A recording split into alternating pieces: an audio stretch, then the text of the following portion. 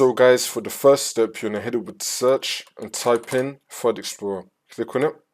And then once you're on this, on the left hand side, you're going to scroll down and then click on this PC. Now you're going to find the drive where you have Windows installed on. It's going to have the Windows logo on it. Double click on that. Now you're going to click on Windows.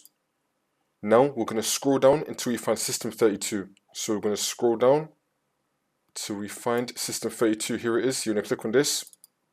And now we're going to find a folder called Spool. We're going to scroll down till we find Spool. Here it is. You're going to double click on this. And now you're going to double click on drivers. And now this will come up. And then once you're on this, you're going to search for printconfig.dll. And you should now be seeing this. You just want to right click on one of the printconfigs.dll.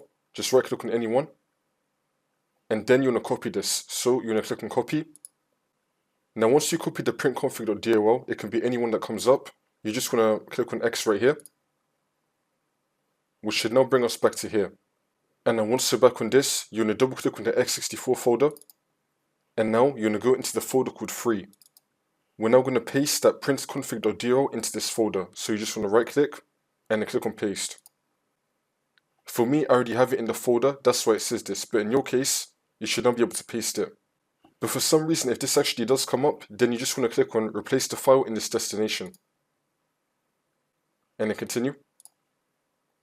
And then once you've done that, for the last step, you just want to restart your computer. And then the problem should be fixed.